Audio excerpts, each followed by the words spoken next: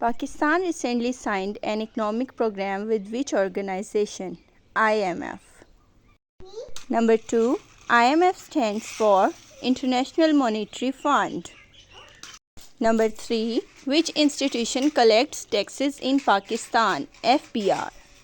Number 4. State Bank of Pakistan is responsible for monetary policy. Number 5. Inflation means increase in population. Number 6. CPEC is a project between Pakistan and China. Number 7. Gwadar Port is located in Balochistan. Pakistan's national language is Urdu. Number 9. The capital of Pakistan is Islamabad. Number 10. Which sector contributes most to Pakistan export? Textile. FIA stands for Federal Investigation Agency.